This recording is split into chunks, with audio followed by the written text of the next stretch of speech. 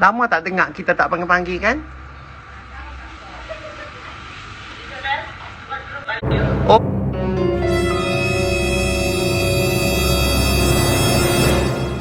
Oh. Pada muka hang. Pada muka hang.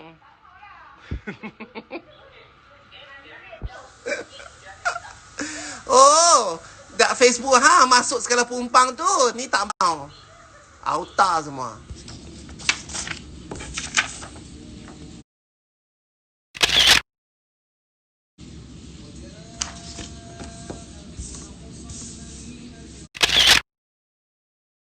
Nabi Muhammad sallallahu alaihi wasallam. Hampa dah selawat belum hari ni? Kalau selawat, baguslah. Alhamdulillah. Jadilah manusia yang berdisiplin. Jadilah manusia yang berdisiplin lepas ni. Disiplin dalam macam-macam bentuk. Disiplin dalam kebersihan. Jangan kita nak merapu. Jangan kita nak biar rumah kita kotor macam dulu-dulu lagi dah. Yang kelam kelibut, singki berkarat, bilik ayak berkarat. Dia main nak beletak lah. Sorry, dia main nak beletak. Halaman tak sapu, rumah bersawang, tak basuh tangan, biar bertapuk-tapuk, berkulat sana sini. Yang ni aku nak marah lah. Inilah dia. Hampa jadi perangai macam tu lagi, hampa siap. Lepas ni kemungkinan aku akan ada rancangan. Kembali aku di mana aku akan pop in serbu masuk rumah-rumah orang, rumah-rumah follower aku akan cek tahap kebersihan. Macam mana hampa masak, macam mana hampa jaga rumah tangga hampa, macam mana hampa layan laki, semua aku akan serbu saja pada muka hampa. Okey, kita kena disiplin dalam ibadat kita, semayang kalau kita boleh semayang awal waktu lah ni, kita buat macam tu juga, semayang awal waktu. Kalau kita ada meeting, bos-bos, majikan-majikan, meeting janganlah hampa duk meeting time-time waktu nak mai. Orang yang nak pergi semayang tak boleh. Meeting lepas semayang. Kalau dulu kata meeting kita pukul berapa? Pukul 4.30 lah kata meeting. Katalah asal 4.30. Janganlah buta perut pi panggil meeting 4.30. Habiskan meeting tu sebelum asar ataupun selepas asar. Janganlah tiba-tiba orang nak pergi semayang pukul 2 kata meeting. 2 suku lah kata daripada pukul 2. Supaya orang yang baru balik makan boleh pergi semayang. Staff-staff pun semayanglah waktu-waktu awal Zohor. Jangan hampa pergi melingkup makan pukul 1, Zohor pukul 1 suku. Makan melingkup dekat pukul 2 lebih baru nak masuk, nak semayang, nak apa, dah lingkup, dah ambil waktu pejabat, berdosa. Faham tak? Anak-anak pun lah ni, mana yang tak ingat mak bapak duk terpelanting di kampung tu. Ingat macam mana hampa duk telefon seminggu sekali, tiap hari sekali telefon lah juga lepas COVID ni. Mana bini-bini yang balok tak reti masak, potong bawang tak reti, pegang pisau tak reti apa, tak reti. Start lah masak, aku dah bagi pumpang kan. Start masak. Hampa tak masak, aku tikam hampa dengan pisau IKEA tu semua. Aku tikatok kepala hampa dengan chopping board IKEA tu semua. Ni Allah bagi aku ilham, bagi aku masa, bagi aku nyawa lagi untuk habaq kat hampa. Macam ni lah keadaan keluarga Islam yang ideal. Semayang awal waktu, masak bagi makan keluarga, jadi pembersih, lipat baju lagu mana, nak basuh lagu mana, nak hias rumah lagu mana, nak masak lagu mana. Faham ke tak? Yang jantan-jantan pun jangan lupa. Lepas ni duduklah rumah kerap-kerap sikit. Janganlah duduk keluar sana saja. Fikirlah juga tanggungjawab isteri tu macam mana punya berat. Hampa dah biasa duduk di rumah kan. Hampa dah tahu kan menyapu, mengemas, apa semua, membasuh, memasak tu penat. Lah ni hampa tengok macam mana bini-bini yang tak pergi kerja tu, yang sanggup tak ambil jadi jawatan, yang sanggup tak sambung kerja mereka sebab nak jaga rumah tangga, nak besarkan anak-anak apa semua. Hampa tengok depan mata kan. Jadi hampa kena bagilah imbuhan. Hampa kenalah bagi sikit apa hadiah kat mereka. Pasal mereka kerja nak jaga makan minum. Pakai apa baju dia setakat-takat mereka mau apa benda teringin tu, belilah bagi. Mereka dah lah tak ada gaji, duk harap hampa saja duk bagi duit. Faham ke tak? Para-para peniaga, dengar sini. Mana-mana yang dulu duk mewah, niaga, untung. Lepas ni ingatlah, bukan kita yang duk bagi untung, bukan kerana produk kita tu bagus ataupun siapa. Allah lah yang bagi rezeki kat kita. Kalau Allah kata Allah bukan rezeki hang, tak dapatlah kita jual beli tu untung dia. Ingatlah, jangan duk bazir sangat. Okey? Faham ke tak semua ni? Anak-anak ingat ya, sayang kat mak bapak, tolong please. Mak bapak tolong sayang kat anak-anak please. Bukan kita ajar anak pi dulu. Anak-anak pun mungkin kadang-kadang ajar mai dulu. Sayang balik anak-anak. Jangan ada kasih sayang yang tak sama di antara anak-anak. Faham ke tak?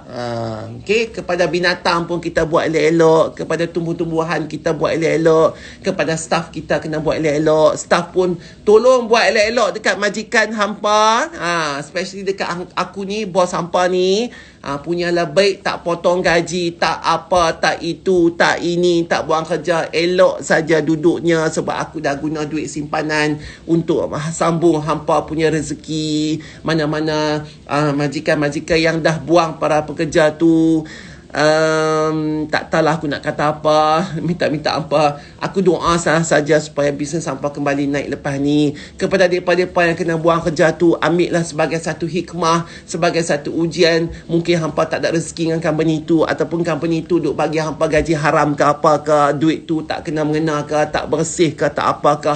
Allah nak tolong hampa nak dapatkan rezeki yang bersih dekat company lain. Macam itulah cerita dia. Okey, faham ke tak? Ambil duduk satu hari tu fikir, pasal ni lah Allah buat, pasal ni lah hikmah dia, pasal ni lah. Lepas tu kita kena istiqamah, kita kena disiplin buat benda ni sampai bila-bila. Sebab Allah kata Allah nak cuci kita dengan satu ujian supaya kembali kepada dia.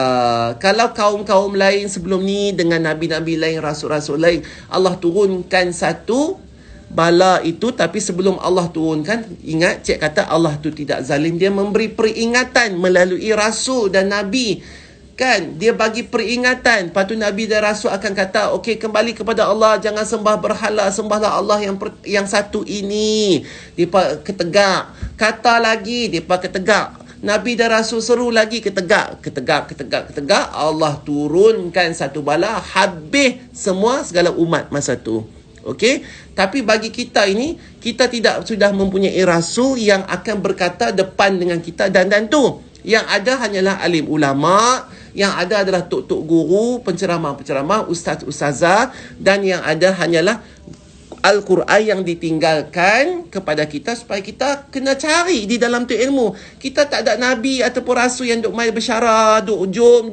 Hampa jangan seronok sangat ingat Tuhan, hampa jangan buat maksiat, hampa jangan minum arak, hampa jangan berzina, hampa jangan itu ini. Tak ada orang yang kedepung-depang, melainkan alim ulama yang kadang-kadang pun kena bayar untuk depa berceramah, kena suar kat depa untuk depa ceramah, nak bagi kita ilmu. Tapi benda ni free. Kalau Al-Quran, kita kena beli, kedai, beli, buka, baca, baru dapat ilmu tu kat kita. Jadi bila tidak ada orang-orang yang akan mencetuskan keimanan kepada kita sendiri, ya, tak ada orang yang secara sukarela. Faham tak maksud aku tak ada? Maksudnya lah ni alim ulama kita pun, kalau ada pun kadang-kadang yang bergaji, kadang-kadang ada pun yang kadang-kadang kita kena suar bagi kat depa ceramah.